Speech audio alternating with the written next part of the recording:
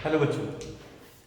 प्यारे बच्चों, हम लोगों ने प्रीवियस लेक्चर में सीखा कि बायो सेवर्ट लॉ से ठीक है मैग्नेटिक फील्ड कैसे फाइंड करी जाती है। अभी बेसिकली हमें ये सीखना है कि बायो सेवर्ट लॉ का एप्लीकेशन क्या है, यानी कि हम बायो सेवर्ट लॉ से कैसे कैसे किस तरह से मैग्नेटिक फील्ड निकाल सकते हैं। ठीक है, तो चलिए देखते हैं। उसमें से एक एप्लीकेशन है, ठीक है, उसका एक एप्लीकेशन है जो कि एक इंपॉर्टेंट एप्लीकेशन माना जाता है। ठीक है, वो पहला एप्लीकेशन है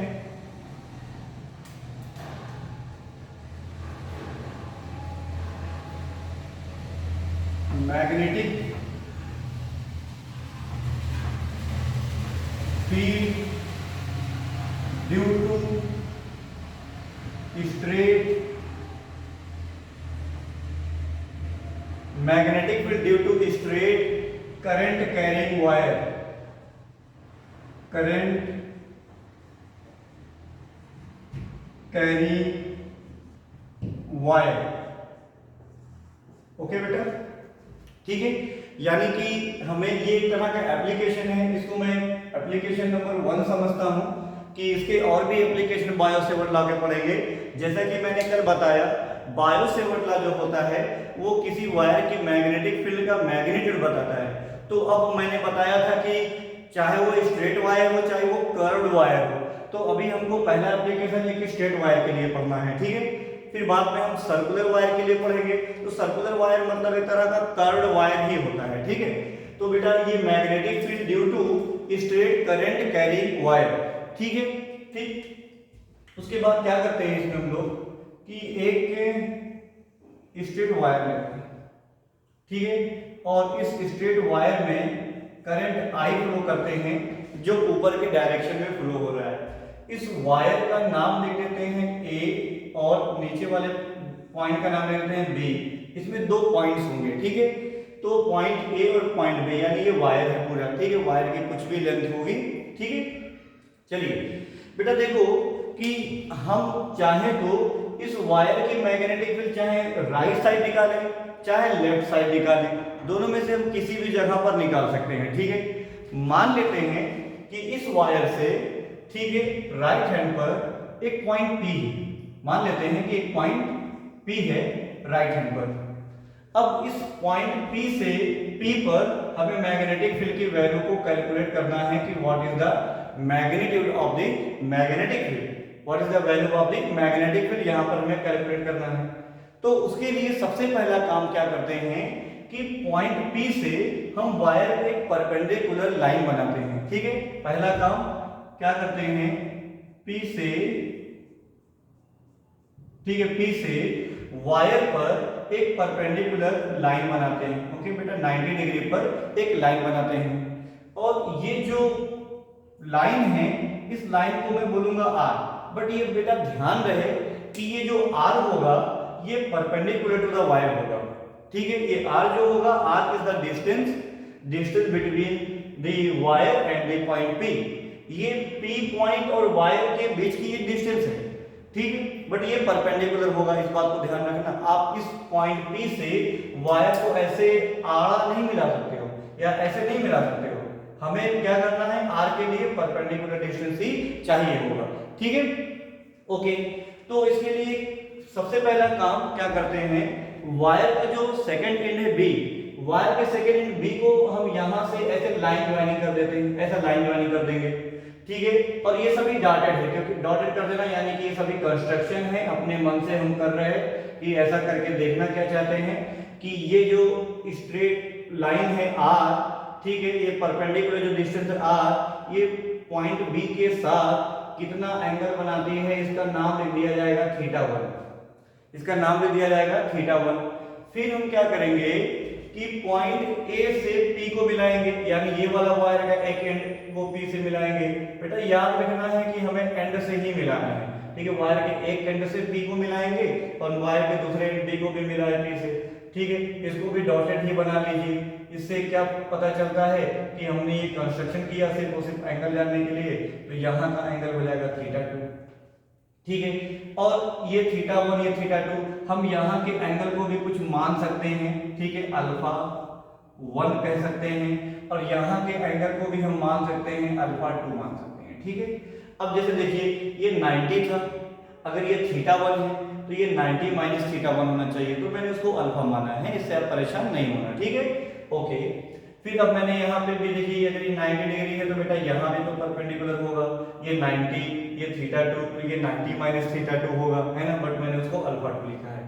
बेटा सबसे जरूरी बात कि हमें पॉइंट बी पर जो मैग्नेटिक फील्ड निकालना है, वो मैग्नेटिक फील्ड की डायरेक्शन अगर देखनी है तो आप क्या करोगे, राइट हैंड पाम रूल ही लगा दो, राइट हैंड थंब रूल लगा चाहे राइट हैंड पाम रूल। तो बेटा देखिए मैं क्या करूंगा, थंब को करंट के डायरेक्शन में करूंगा और अपनी चारों फिंगर को पॉइंट पी की तरफ करूंगा और अपनी मुट्ठी को बंद करूंगा, तो मेरी फिंगर चारों अंदर जा रही है राइट हैंड थंब रूल के लिए, तो इनवर्ड होगा magnetic field. Right hand palm rule देखोगे तो थंब को करंट के डायरेक्शन में करेंगे, चारों फिंगर को पॉइंट पी की तरफ करेंगे, धक्का किधर दे सकते हैं, अंदर, ऐसे नॉक किधर कर सकते हैं, अंदर। तो यहाँ पर इस पॉइंट पर मैग्नेटिक फील्ड कैसी होगी बेटा, क्रॉस इनवर्ड होगी, ठीक है, इसलिए क्रॉस, ठीक है। बेटा देखिए अब मैं मैग्नेटिक फील्ड का फॉर्मूला में डायरेक्टली लिखने वाला हूं। एक्चुअली होता क्या है कि हम बायो-सेवर्ट लॉ की हेल्प से, ठीक है, इसको अगर हम सॉल्व करें, ठीक है, तो हम एक फॉर्मूला पाएंगे, यानी इसका एक डेरिवेशन हमें जो है नहीं सीखना है, क्योंकि डेरिवेशन जो है वो बोर्ड के पर्पस के लिए भी इंपॉर्टेंट नहीं है और नेट के लिए तो और जेईई के लिए वैसे भी इंपॉर्टेंट है ही नहीं, ठीक है। मतलब इसका डेरिवेशन आपसे कहीं भी नहीं पूछा जाएगा, तो मैं बेसिकली डायरेक्टली इसका फॉर्मूला लिखता हूं कि पॉइंट पी पर एक स्ट्रेट वायर के लिए पॉइंट पी पर मैग्नेटिक फील्ड कितनी होती है, तो वो फॉर्मूला होगा B is mu naught upon 4 pi, B is mu naught upon 4 pi I upon में करंट मतलब I, तो I को तुम ऐसे लिख दोगे I अपॉन में ये जो परपेंडिकुलर डिस्टेंस है वो R, फिर आप लिखेंगे bracket in bracket sin θ1 plus sin θ2। Okay बेटा ये मैग्नेटिक फील्ड का फार्मूला है, पॉइंट पी पर मैग्नेटिक फील्ड का फार्मूला है। हम इसी फार्मूले से डायरेक्टली प्रॉब्लम्स पर आ जाएंगे, न्यूमेरिकल्स करेंगे। बेसिकली हमारे लिए न्यूमेरिकल्स सबसे ज्यादा जरूरी है, ठीक है। हम इसके डेरिवेशंस की बात नहीं कर रहे बेटा, मैंने पहले बताया कि डेरिवेशंस ना तो आपके बोर्ड में ही है, ना तो नीट में या जेईई में भी नहीं है, ठीक है। तो मैग्नेटिक फील्ड का फार्मूला पॉइंट पी पर θ1 θ2 के टर्म में हो गया, ठीक है। अच्छा बेटा अब इसी फार्मूले को मैं ऐसे भी लिख सकता हूं, B इज इसी फार्मूले का एक रूप और भी लिख सकता हूं, म्यू नॉट अपॉन 4 पाई, ठीक है, म्यू नॉट अपॉन 4 पाई, ठीक है, इनटू I अपॉन में R, यहां पे लिख सकते हैं cos alpha 1 plus cos alpha 2, ठीक है। तो ये दूसरा फार्मूला हो गया मैग्नेटिक फील्ड का, अल्फा 1 और अल्फा 2 के टर्म में, है ना बेटा, अल्फा 1 और अल्फा 2 के टर्म में ये फार्मूला तुम्हारा बन गया cos alpha 1 plus cos alpha 2, ठीक है। बेसिकली यही दो फार्मूले हैं जिससे आप इस एप्लीकेशन पर जितने भी न्यूमेरिकल्स बन सकते हैं आप उसको सॉल्व कर पाएंगे। ध्यान रहे ये एप्लीकेशन सिर्फ स्ट्रेट वायर के लिए एप्लीकेबल होगा, ये कर्व्ड वायर के लिए आप इस एप्लीकेशन के फार्मूले को यूज नहीं कर सकते हैं, ठीक है। तो बेटा इसमें सबसे ज्यादा यूज होने वाला फार्मूला है ये, ठीक है। तो बेटा बेसिकली यही दो फार्मूले हैं। अब इस फार्मूले से कुछ छोटी छोटे कॉन्सेप्ट्स बनते हैं, छोटी छोटी प्रॉब्लम्स भी बनती है, उसको मैं स्पेशल केस में बताऊंगा, ठीक है, स्पेशल केस में बताऊंगा। बट याद रहे कि एक स्ट्रेट वायर जिसका नाम AB है, उस स्ट्रेट वायर से R डिस्टेंस पर, परपेंडिकुलर डिस्टेंस R पर एक पॉइंट P था, इस पॉइंट P पर मैग्नेटिक फील्ड का मैग्नीट्यूड का फार्मूला ये है, ठीक है। और दूसरा फार्मूला दूसरे अल्फा 1 अल्फा 2 एंगल के टर्म में ये फार्मूला है, ठीक है। मैंने बताया सबसे ज्यादा यूज होने वाला फार्मूला ये होगा, ठीक है। अब हम इसके कुछ स्पेशल केसेस पढ़ते हैं, है ना बेटा। इसके कुछ स्पेशल केसेस होंगे, जैसे कौन कौन से देखें, ठीक है। स्पेशल केस 1 के लिए मुझे क्या करना पड़ेगा, स्पेशल केस 1 के लिए स्पेशल केसेस, ठीक है। इसमें नंबर 1 पहला स्पेशल केस बेटा स्टार मार्क है, देखिए, for a length of infinite, for a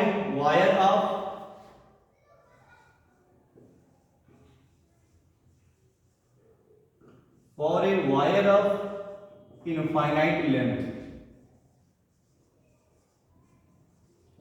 मतलब ये फॉर्मूले को किस तरह से यूज किया जाएगा, जब अगर हम इनफाइनाइट लेंथ का एक स्ट्रेट वायर ले लें। मैंने क्या लिखा, for a wire of infinite length, मतलब इस बार मैं वायर की लेंथ को कैसा लेने वाला हूं, इनफाइनाइट, मतलब बहुत बड़ा ये वायर होगा। तो इसके लिए मैं देखिए क्या करता हूं बेटा, इसका वायर जैसे यहां से पॉइंट ए था और ये पॉइंट बी था, अगर ये इन्फिनिटी है तो यानी कि ये dash dash dash dash dash करके ऐसे इनफाइनाइट ऊपर जाएगा, तो इनफाइनाइट नीचे भी आएगा, है ना बेटा, डैश डैश डैश करके इनफाइनाइट ऊपर भी, इनफाइनाइट नीचे भी।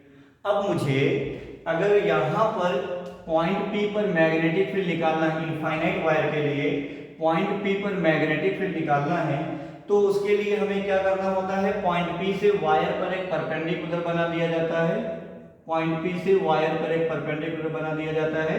हम इस परपेंडिकुलर को क्या बोलते हैं बेटा, आर, ठीक है, ओके, इस परपेंडिकुलर को क्या बोलते हैं, आर। अच्छा, अब उसके बाद हम ये क्या करते हैं कि वायर का जो एंड पॉइंट है, जैसे इसमें देखिए इसका वायर का एक पॉइंट ये था, ए से लेकर के बी को मिला, पी पर मिलाते हैं, फिर देखते हैं कि ये जो आर है और थीटा 2 कैसे एंगल बन रहा है, आर और ये जो लाइन ज्वाइनिंग है एक एंड से थीटा 2, और फिर क्या करते हैं, दूसरा वाला जो एंड बी है उसको पी पर ला करके मिलाते हैं, फिर देखते हैं कि ये जो लाइन ज्वाइनिंग है बी से लेके पी तक की, वो एक परपेंडिकुलर डिस्टेंस आर के साथ कितना एंगल बना रहा है, थीटा 1। तो बेटा हमें बेसिकली क्या चाहिए होता है कि किस एंड पर से मिलाना है, जैसे ए पॉइंट से पी पर मिलाना चाहिए, लेकिन क्या पॉइंट ए एकदम एंड पॉइंट है, नहीं, क्योंकि ये इनफाइनाइट लेंथ का वायर है। इनफाइनाइट लेंथ का वायर का मतलब इसका कोई एंड ही नहीं है। तो यानी कि अगर मैं ऐसा तुम्हें फील कराऊं, फील कराने के लिए बात मैं कर रहा हूं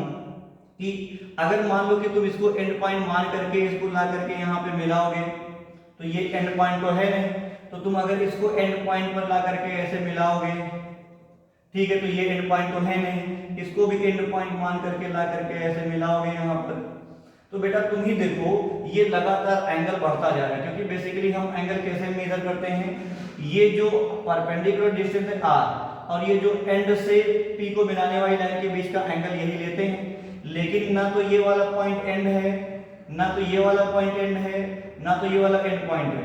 जब हम कोई एंड पॉइंट नहीं, तो ये देखिए एंगल लगातार बड़ा होता जा रहा है, ये देखिए छोटा एंगल था, ये देखिए और बड़ा एंगल हुआ, ये देखिए बेटा और एंगल हुआ, एंगल लगातार बढ़ता जा रहा है, लेकिन एंड पॉइंट कहीं पर मिल ही नहीं रहा है। तो माना जाता है कि इन्फिनिटी से अगर मिलाएंगे तो ये जो डॉटेड लाइन है ना, तो लगातार कैसे हो जाएगी बेटा, ऐसे हो जाएगी। माना जाता है कि अगर मैं एंड पॉइंट से मिलाना चाहूं तो इन्फिनिटी क्या है, उसका एंड है। तो जैसे देखिए मैंने पॉइंट ए से मिलाया, छोटा एंगल बना, इसके ऊपर जाके देखा कि क्या ये एंड पॉइंट है, तो देखिए एंगल और बड़ा बना, पर ये एंड पॉइंट नहीं था। इसके ऊपर एंड पॉइंट को अगर हम समझें तो देखिए एंगल और बड़ा बनेगा, बट एंड पॉइंट ये इनफाइनाइट है, यानी इसका कोई एंड ही नहीं है। तो लगातार देखिएगा कि वो ऐसे, मेरा मार्कर देखो, ये लगातार ये जो टिप है ये इनफाइनाइट को ढूंढेगी, ढूंढते ढूंढते ढूंढते ढूंढते ढूंढते ढूंढते ढूंढते इनफाइनाइट कहीं नहीं मिलेगा, तो ये लाइन सीधी हो जाएगी।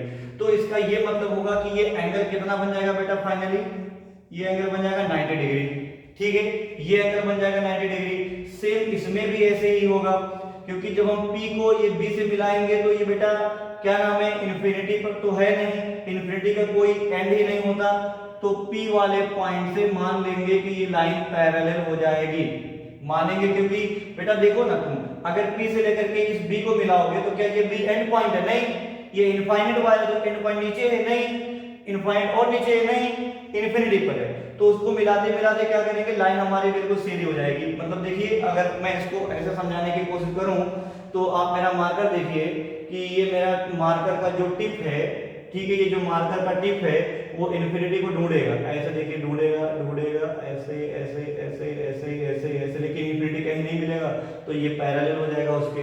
तो यहाँ पे भी देख लीजिए एंगल कितना बन जाएगा, 90 डिग्री। बेसिकली आपको एंगल देखना किससे है, इस परपेंडिकुलर डिस्टेंस आर से। तो यहाँ पे जो थीटा 1 है बेटा वो 90 डिग्री हो जाएगा, और जो यहाँ पे परपेंडिकुलर देख रहे हो ये थीटा 2 है बेटा, ये कितना बन जाएगा, ये भी 90 डिग्री बन जाएगा। तो in case of infinite length of wire जो थीटा 1 है और जो थीटा 2 है ये दोनों ही 90 डिग्री होंगे, ठीक है। दोनों ही 90 डिग्री होंगे। तो अब हम क्या करेंगे, इस फॉर्मूले में 90 डिग्री की वैल्यू को पुट अप कर देंगे। तो देखिए बेटा b इज इक्वल टू, ठीक है बेटा, b इज इक्वल टू, ठीक है, म्यू नॉट अपॉन में 4 पाई इंटू आई अपॉन में r, फिर बेटा क्या जाएगा साइन 90, ठीक है, साइन 90 प्लस साइन 90 है ना, दोनों लगा रखेंगे और साइन 90 की वैल्यू 1 प्लस 1 2 हो जाएगी। तो फाइनली फॉर्मूला अपना क्या मिलेगा, b is equal to mu naught I upon में, ठीक है, 4 पाई r इंटू ये हो जाएगा 2। अगर मैं इस 2 से 4 को कट करूं तो ये हो जाएगा इतना 2। तो आपका फाइनल इक्वेशन मिल जाना है बेटा, b is equal to mu naught I upon में, ठीक है, ये 4 पाई आर था तो ये कैंसिल होने के बाद कितना बचेगा बेटा 2 पाई आर। अब जैसे देखिए ये एक केस था, स्पेशल केस था ये, कि हमने पढ़ा कि स्टेट यहां पर जो ए बी था ये finite length of the wire था। फिनिट लेंथ का मतलब इसकी लेंथ जो थी वो फिक्स थी, है ना।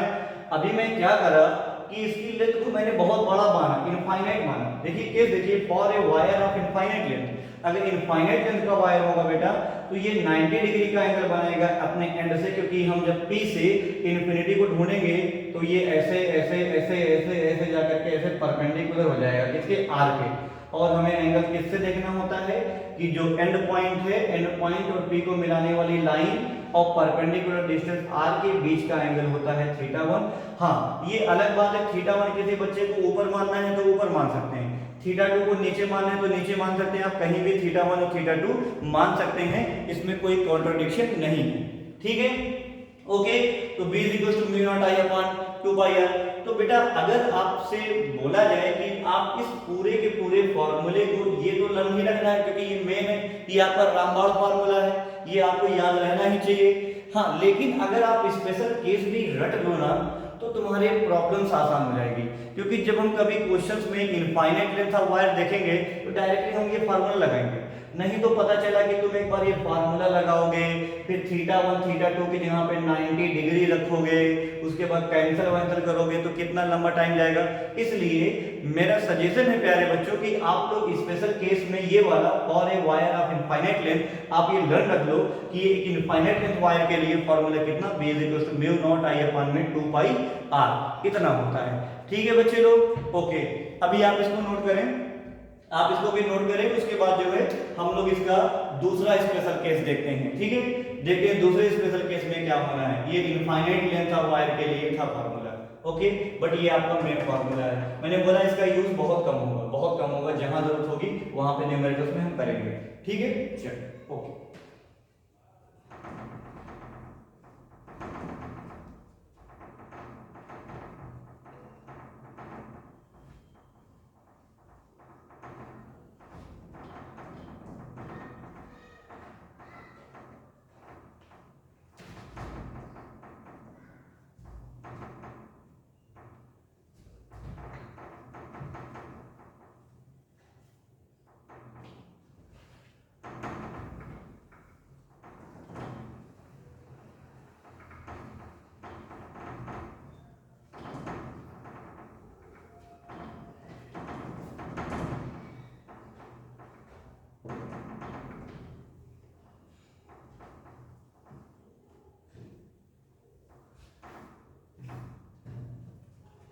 ओके,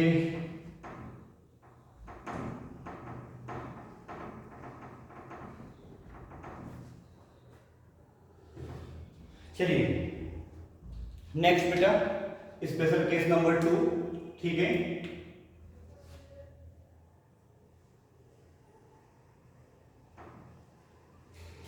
केस 2 देखते हैं। केस 2 में क्या है, for A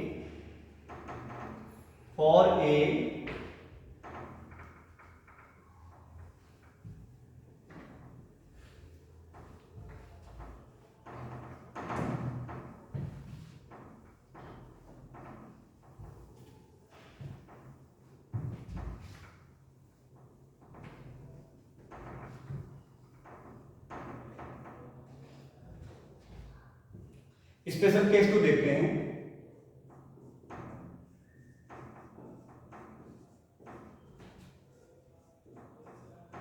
for a semi infinite,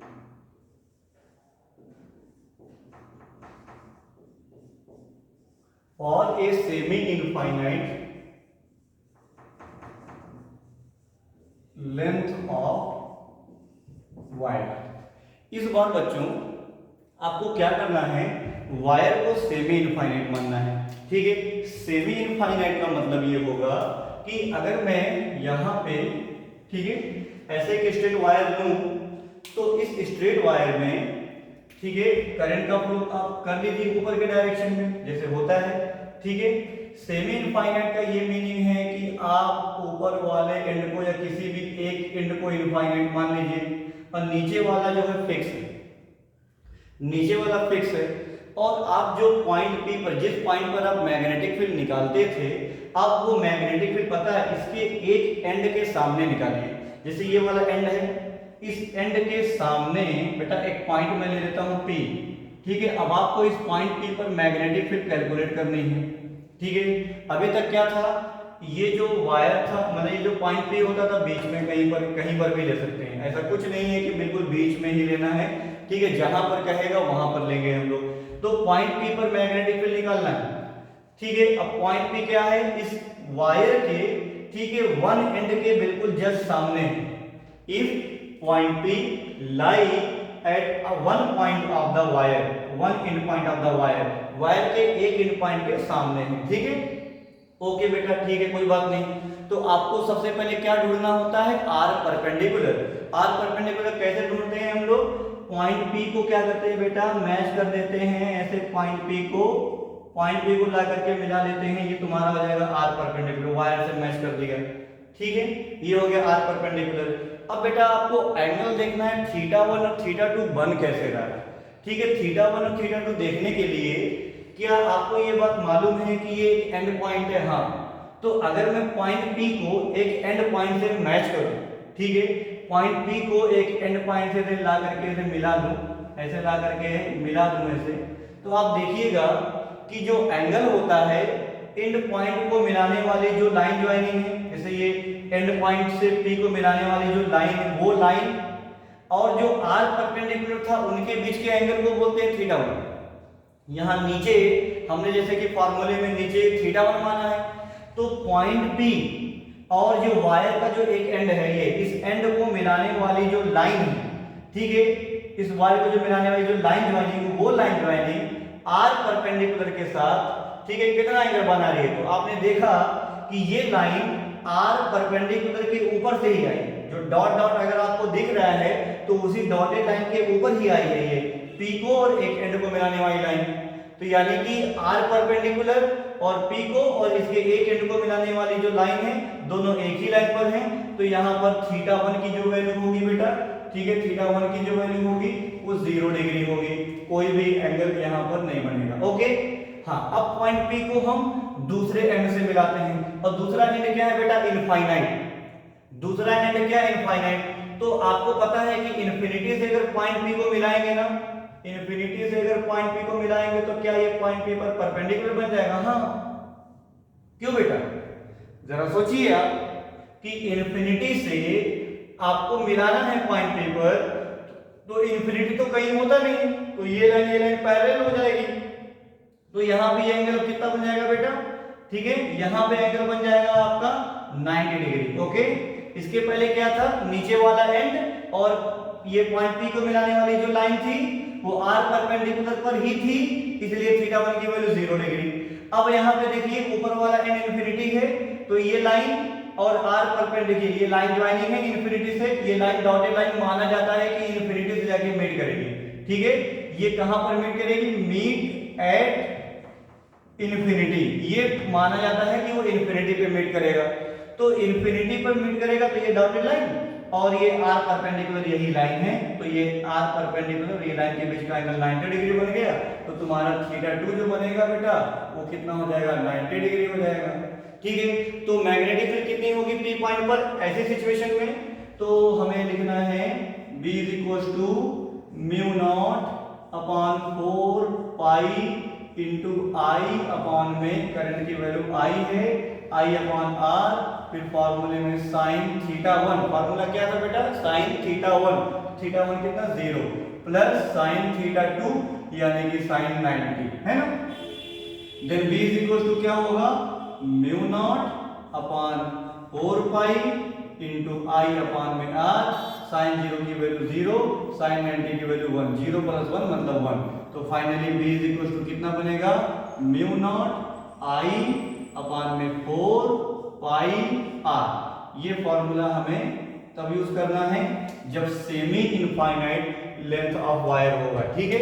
और ये semi infinite length of wire, semi infinite में क्या होगा, ये हमारा पॉइंट पी, जिस पॉइंट पर मैग्नेटिक फील्ड निकालनी है, वो मैग्नेटिक फील्ड जो निकालनी है जिस पॉइंट पर, उस पॉइंट पी को हम एक वायर के एंड के जस्ट सामने लेंगे, ठीक है, जब सेमी इनफाइनाइट का केस बनेगा, ठीक है। तो अगर हमने इस वायर के एक एंड के जस्ट सामने लिया तो उसका formula mu naught I upon 4 pi r रहेगा। इस बात को याद रखना, बहुत सारे क्वेश्चन में मैं ये केस अप्लाई करूंगा कि जहां पर पॉइंट पी पर मैग्नेटिक फील्ड निकालना होगा, वो पॉइंट पी जो होगा वायर के एक एंड के सामने होगा, तो एक एंड के सामने मैग्नेटिक फील्ड कितनी होनी चाहिए, तो mu naught I upon 4 pi r, इस मैग्नेटिक फील्ड को यूज करना बेटा। यहाँ पे अगर राइट हैंड पाम लगाओ तो पॉइंट पी पर मैग्नेटिक फील्ड की डायरेक्शन, तो थंब करंट की डायरेक्शन में, चारों फिंगर को पी के डायरेक्शन में आप धक्का दे सकते हो अंदर, तो यानी मैग्नेटिक फील्ड यहाँ पर कैसी होगी बेटा, इनवर्ड। तो यहाँ पे मैग्नेटिक फील्ड कैसी होगी बेटा, इनवर्ड, है ना। आप यहाँ पे मैग्नेटिक फील्ड की डायरेक्शन भी लिख सकते हैं, ठीक है बेटा। ये दूसरा केस था, ठीक। अब फाइनली अगर मैं एक बात करूं, आप पहले इसको नोट कर ले बच्चों, फिर मैं देखता हूं कि वायर के जस्ट सामने अगर कोई पॉइंट पी होगा तो क्या होगा, ठीक है, आप इसे नोट कर लें। चलो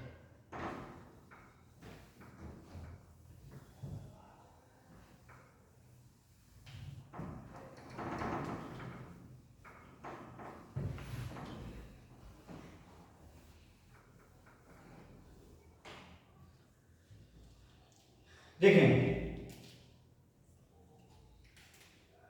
special case number 3, case third, okay, case number third.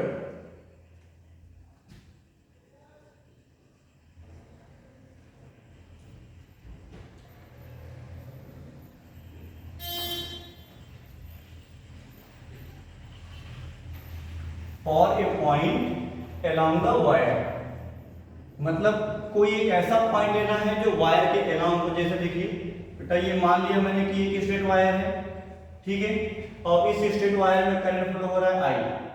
अब इस स्ट्रेट वायर को तुम कुछ भी मानो, इसका नाम लिखना चाहो या ना लिखो, जो भी है, पी क्यू, इस वायर का जो पी क्यू लेंथ है इसको एल मान सकते हो, ये करंट आई है। अब अगर मान लो कि इस वायर के अलोंग, क्या लिखा, for a point along the wire, wire के अलोंग, जैसे मान लीजिए कि यहाँ पे कहीं कोई पॉइंट पी है, आपको इस पॉइंट पी पर मैग्नेटिक फील्ड निकालना है कितनी, तो ये dash dash dash dash dash dash dash करके निकालोगे, है ना बेटा। देखिए बेटा यहाँ पर थीटा कुछ बन ही नहीं रहा है। आपको पता है कि अगर आप वायर के दो एंड होते हैं ना, वायर के एक एंड को पी से मिलाएंगे, है ना, और परपेंडिकुलर डिस्टेंस में तो कुछ बनेगी ही नहीं। तो ऐसी कंडीशन में, ऐसी सिचुएशन में थीटा 1 और थीटा 2 की वैल्यू 0 होगी। ऐसी सिचुएशन में थीटा 1 और थीटा 2 की वैल्यू 0 होगी, या जब थीटा 1 और थीटा 2 की वैल्यू जब 0 होगी तो आपकी मैग्नेटिक फील्ड का फार्मूला क्या बनेगा, mu not upon 4 pi into I upon में आर साइन 0 प्लस साइन 0, है ना बेटा। तो फाइनली क्या हो जाएगा, साइन 0 की वैल्यू 0 होती है, तो 0 प्लस 0 मल्टीप्लाई बाई पूरा का पूरा 0, कोई मैग्नेटिक फील्ड नहीं होती है अलोंग द वायर, कोई मैग्नेटिक फील्ड नहीं होती है। इसको हम, ठीक है, बायो सेवर्ट लॉ से भी जान सकते हैं, ठीक है, according to Biot Savart law, Biot Savart law, ठीक है, बायो सेवर्ट लॉ से भी हम इसको देख सकते हैं। कैसे, क्या फॉर्मूला था, dv is equal to mu not upon 4 pi, ठीक है, I dl sine theta upon में r का स्क्वायर, है ना बेटा। अब बताओ यहाँ पे थीटा कुछ बन रहा है क्या? आपने देखा था कि पॉइंट P और वायर की लेंथ, अब बताओ मुझे ये पॉइंट P है, हाँ, इसको मिलाने वाली लाइन ये डॉटेड लाइन है, और ये वायर की लेंथ से जब ऐसे मिलाओगे तो क्या कोई एंगल बनेगा? नहीं बनेगा, कोई एंगल ही नहीं बन रहा है। तो कोई एंगल नहीं बन रहा है, तो अगर थीटा की वैल्यू 0 होगी तो आप जरा सोचो कि साइन 0 हो जाएगा, ये टर्म साइन 0 हो जाएगा, ये वाला टर्म तुम्हारा, तो ये पूरा का पूरा वैल्यू भी 0 हो जाएगा। ठीक है, यानी कि एक स्मॉल एलिमेंट की मैग्नेटिक फील्ड 0 होगी तो ऐसे ऐसे सभी एलिमेंट की मैग्नेटिक फील्ड 0 हो जाएगी। इसलिए फाइनली हम बायो सेवर्ट लॉ से भी लिख सकते हैं। अब देखिए बेटा, ये जो फॉर्मूला है mu not upon 4 pi I upon r sine theta 1 plus sine theta 2, ये बायो सेवर्ट लॉ का एक एप्लीकेशन है। तो यानी कि ये जो फॉर्मूला बना होगा बायो सेवर्ट लॉ को यूज करके बना होगा। तो जब ये फॉर्मूला बता रहा है मैग्नेटिक फील्ड 0, तो यानी कि बायो सेवर्ट लॉ भी तो वही बताएगा, यानी कि बायो सेवर्ट लॉ 0 बता रहा है तो ये अभी वही बताएगा, क्योंकि उसी का एप्लीकेशन इसी फॉर्मूले से ये बना है ना बेटा। हाँ, अगर आप चाहते हो कि जो मैंने फॉर्मूला बताया है b = mu not upon 4 pi I upon r sine theta 1 plus sine theta 2, इस फॉर्मूले का डेरिवेशन अगर करना चाहेंगे तो बेटा आप लोग क्या करेंगे, यही बायो सेवर्ट लॉ यूज करेंगे। और बायो सेवर्ट लॉ यूज करने के लिए आपको वायर के करंट एलिमेंट को कट करना पड़ेगा, यानी कि एक छोटा सा वायर आपको कट करना पड़ेगा, क्योंकि मैंने कहा था जहां कहीं भी आप बायो सेवर्ट लॉ अप्लाई करोगे वहां आपको छोटे से करंट एलिमेंट की जरूरत होगी, वायर के छोटे से पार्ट की जरूरत होगी। ठीक है, बिना एलिमेंट के आप बायो सेवर्ट लॉ नहीं लगाएं। ठीक है, ओके बेटा, मैंने लिखा भी था bio Savart law is only applicable for current element, है ना। चलो ठीक है बच्चे, आप इसे नोट कर लें, ये थर्ड केस हो गया। अब चलिए हम इसके ऊपर प्रॉब्लम्स देखते हैं। बस इतना पढ़ने के बाद आपसे सारी प्रॉब्लम्स बन सकती है। ठीक है, इतना पढ़ने के बाद आपसे सारी प्रॉब्लम्स बन सकती है।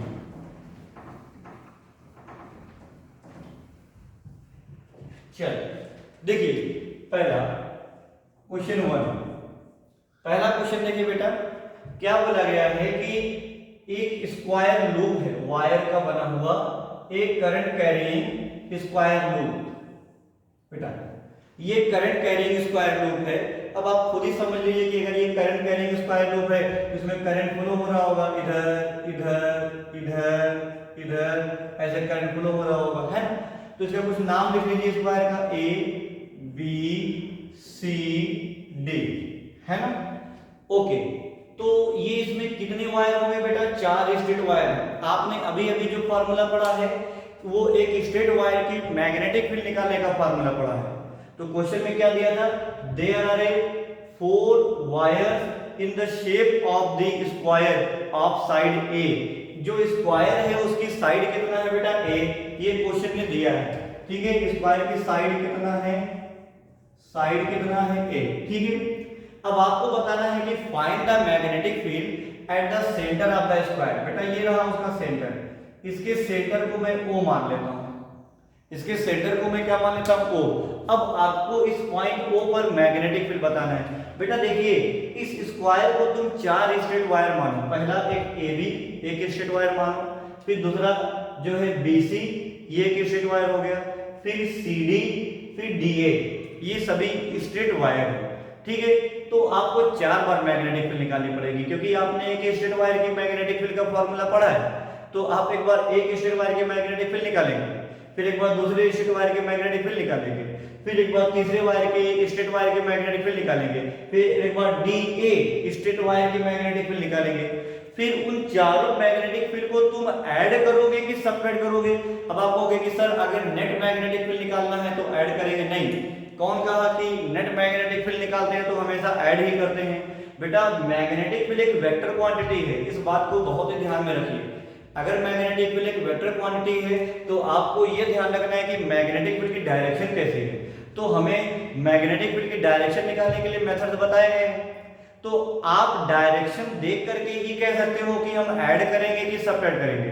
चलो पहले डायरेक्शन देखते हैं कि हम ऐड करेंगे चारों वायर के मैग्नेटिक फील्ड को कि सबट्रैक्ट करेंगे। पहले देखते हैं कि डायरेक्शन क्या है। अच्छा, जिसे ये जो पहला वायर है AB वायर की मैग्नेटिक फील्ड देखना है कहां पर? ओ पर। सुनना बेटा, AB वाले वायर की जो मैग्नेटिक फील्ड देखना है, AB वायर की जो मैग्नेटिक फील्ड देखना है कहां पर देखना है? ओ पर। राइट हैंड पावर रूल लगाएं क्या? करंट के, ये करंट है ना, ये करंट है, करंट की डायरेक्शन में थंब को करो, चारों फिंगर को ओ की तरफ करो। अब आप धक्का किधर दे सकते हो, वैसे अंदर अंदर दे सकते हो तो इनवर्ड, यानी पॉइंट ओ पर मैग्नेटिक फील्ड वायर AB की इनवर्ड होगी। चलिए बेटा बहुत बढ़िया। अब BC वाले वायर की मैग्नेटिक फील्ड की डायरेक्शन देखें क्या, देखते हैं BC वाले वायर की। देखो बेटा इसके लिए आप क्या करोगे, ठीक है, इसके लिए आप क्या करोगे, अपने हाथ को ऐसे, हालांकि ये मेरा हाथ ध्यान से देखना, थंब को करंट के डायरेक्शन में करेंगे, ये देखो करंट आई, थंब को करंट के डायरेक्शन में करेंगे, ऐसा करंट अपनी चारों फिंगर को किधर करेंगे, ओ की तरफ करेंगे। और बताओ धक्का किधर देते हैं, अंदर। या मुट्ठी बंद करोगे तो अंदर जाएगी ना, अगर राइट हैंड थंब रूल लगाओगे तो मुट्ठी अंदर बंद करोगे, इनवर्ड जा रही, या अगर पाम रूल लगाओगे तो धक्का अंदर ही दे पाओगे। तो यानी कि इस वायर की मैग्नेटिक फील्ड भी बेटा कैसी होगी, क्रॉस, इनवर्ड। अब यहाँ पे देखिए एक वायर और बचा CD, CD वायर की मैग्नेटिक फील्ड सेंटर पर देखने के लिए क्या करेंगे, आप CD वायर की मैग्नेटिक फील्ड की डायरेक्शन देखना है, थंब को करंट की डायरेक्शन में करिए, करंट की डायरेक्शन में थंब को करिए, चारों फिंगर को O पर करिए। अब बताइए तुम मुट्ठी बंद करोगे तो मुट्ठी तुम्हारी अंदर बंद हो रही है कि बाहर बंद हो रही है, अंदर। या राइट में पाम रूल लगाओगे तो बताओ धक्का किधर दोगे, अंदर।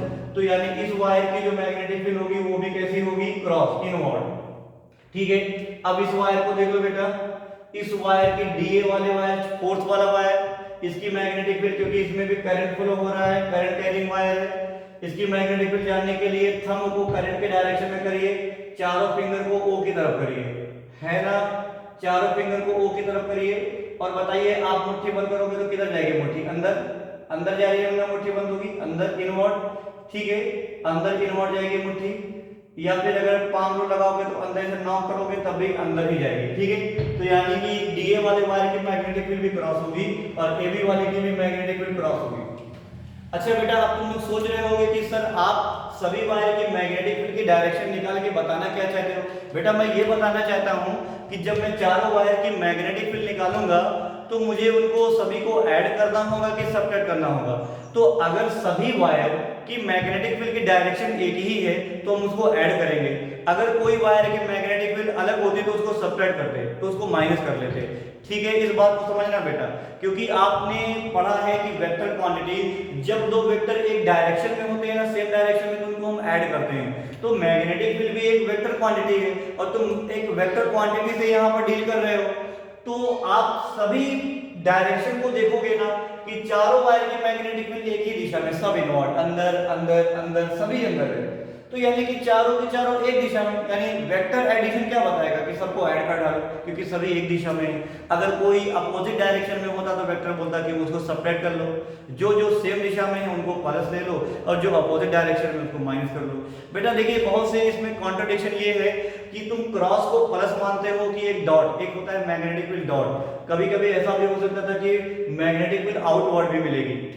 बहुत सारा ऐसा भी क्वेश्चन होगा कि मैग्नेटिक फील्ड आपको आउटवर्ड मिलेगी, तो आउटवर्ड मैग्नेटिक फील्ड के लिए ठीक है आपको प्लस देना है कि क्रॉस के लिए प्लस देना है, तो ये डिपेंड करता है तुम्हारे ऊपर। ऑलमोस्ट लोग क्या करते हैं बेटा, मैग्नेटिक फील्ड जो आउटवर्ड होती है उसको प्लस देते हैं, जो इनवर्ड होती है उसको माइनस देते हैं। ठीक है, बट यहाँ पर सभी इनवर्ड है तो प्लस माइनस का कोई मतलब ही नहीं। जब कभी भी दो मैग्नेटिक फील्ड मिले, एक डॉट और एक क्रॉस, तो डॉट वाले को तुम पॉजिटिव मेंशन करना, पॉजिटिव में लिखना, और क्रॉस वाले को नेगेटिव लिखना। ठीक है, ये जब दोनों होंगे, डॉट भी होंगे क्रॉस भी होंगे। लेकिन जब सभी डॉट होंगे तो ऐड ही करना है क्योंकि एक ही दिशा में है। जब सभी क्रॉस होंगे यानी सभी अंदर है तो उनको ऐड ही करना है, तो यहाँ पे प्लस माइनस का टेंशन नहीं है। ठीक है, ओके। अच्छा बेटा हमें क्या करना है कि एक वायर की मैग्नेटिक फील्ड पहले निकाल लेते हैं, क्योंकि देखिए सभी वायर, चाहे वो AB हो, चाहे वो BC हो, चाहे वो CD हो, चाहे वो DA हो, सभी वायर की लेंथ सेम है, क्योंकि सबकी साइड स्क्वायर है ना, तो सबकी साइड सेम होगी और सभी में सेम करंट भी है, सभी में सेम करंट भी है। तो क्या सभी वायर की मैग्नेटिक फील्ड की वैल्यू भी सेम होगी? चलो देखते हैं।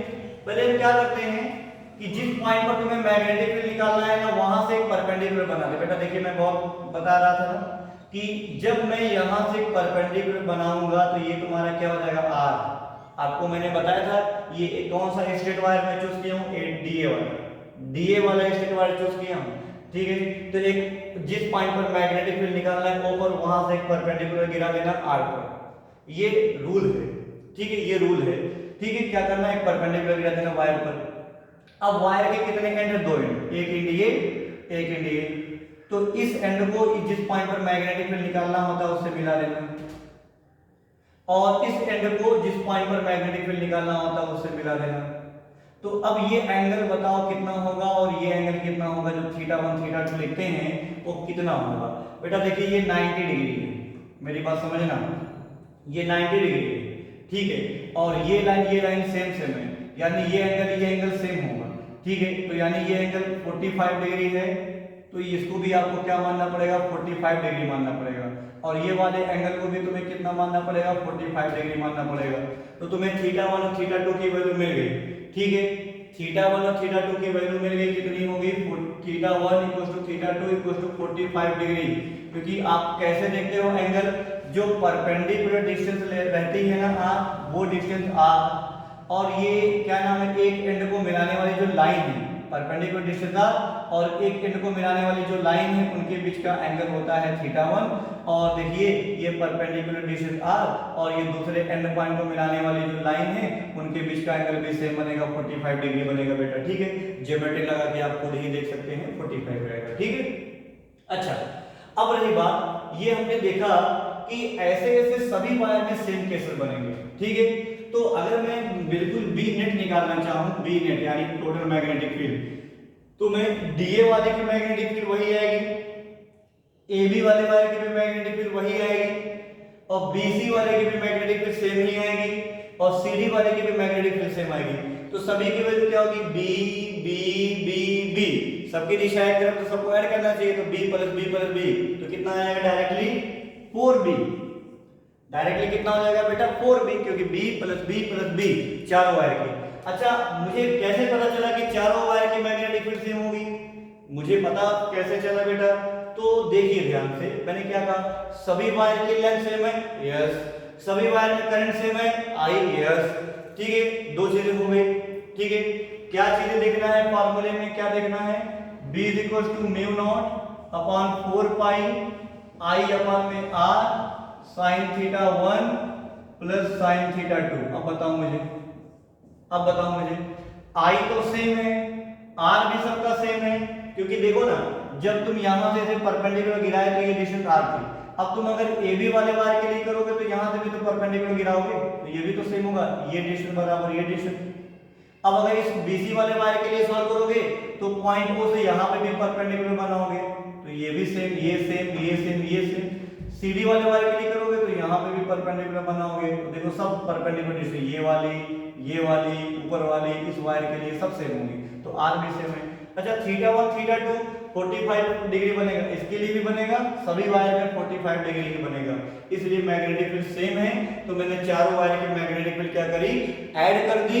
अब चारों वायर की मैग्नेटिक फील्ड ऐड करी तो उसको 4 टाइम्स b लिख दिया, ठीक है, ओके। अभी 4 टाइम्स b की वैल्यू चलो लिखिए, कितना होता है फार्मूला, μ0, वहां से देख के लिखिए, μ0/4 पाई इनटू I अपॉन में r, ठीक है, I अपॉन में r। अच्छा बेटा, ये जो r है ना, ये आपको पता है एग्जैक्टली ये क्या है, आपको मालूम है कि वायर की जो साइड है ना, वायर की जो साइड है मतलब कि इस वायर की वो a है। अब यहां से यहां तक की दूरी यानी कि इतनी डिस्टेंस है ना, इतनी डिस्टेंस, देखिए ये डिस्टेंस कितनी है बेटा r, तो ये डिस्टेंस कितनी हो जाएगी यहां से यहां तक a/2 है ना, तो ये डिस्टेंस कितनी हो जाएगी बेटा a/2, ये डिस्टेंस r है, तो ये डिस्टेंस कितनी हो जाएगी a/2। तो I अपॉन में r, तो r की जगह पे मैं क्या लिखूंगा a, ठीक है, /2, ठीक है, क्या लिखूंगा बेटा a/2 है ना, ये लिखा, इनटू, ठीक है, sin 45 प्लस sin 45 है ना, ये बन गया, दोनों सेम था, ठीक है बेटा। ये 4 से ये 4 को तुम उड़ा दोगे तो फाइनली क्या बन जाएगा, μ0 है ना, I, ये जो नीचे a/2 है, 2 ऊपर जाएगा तो क्या हो जाएगा, 2 μ0 I अपॉन में पाई बच गया और a बच गया। अच्छा, मल्टीप्लाई बाई sin 45 की वैल्यू 1/√2 प्लस 1/√2, तो एडिशन करने के बाद कितना हो जाएगा बेटा ये 2/√2, 2/√2 हो जाएगा। ओके, तो आप यहां पर चाहो तो आंसर लिख सकते हो या फिर चाहो तो इसको रेशनलाइजेशन करके ठीक है कुछ और भी बना सकते हो। तो फाइनली आपका जो इक्वेशन है यहां तक सॉल्व हो सकता है, ये आंसर भी लिखा जा सकता है। इसको बस कर देना 2 2 4, ठीक है 2 2 4, तो 4 म्यू नॉट आई अपॉन में पाई ए 1/√2, ठीक है। या अगर इसी को तुम क्या कर सकते हो, ऊपर नीचे √2 से मल्टीप्लाई कर दोगे तो b equals to 2 mu naught I upon में pi a, 2 mu naught I upon में पाई ए इंटू में 2 अपॉन में √2, तो √2 से ऊपर भी मल्टीप्लाई, √2 से नीचे भी मल्टीप्लाई। देखो बेटा √2 का मल्टीप्लाई कितना होता है 2, √2 का मल्टीप्लाई कितना होता है 2, तो ये ऊपर वाला 2 और इन दोनों को मिला के कैंसिल हो जाएगा। तो फाइनली आपका मैग्नेटिक फील्ड का आंसर जो आपके ऑप्शन में दे रहा है 2 और √2 को तुम पहले लिख दो, 2 और √2 को पहले तुम लिख दो, उसके बाद म्यू नॉट फिर आई अपॉन में पाई ए, ये ना तुम्हारा बेटा आंसर। ओके, तो इस 4 वायर के लिए मैग्नेटिक फील्ड की वैल्यू आपने निकाल ली है ना। ओके ठीक है बच्चे, अभी हम लोग इसके ऊपर आने वाले कोई दूसरा क्वेश्चन भी देखते हैं। ओके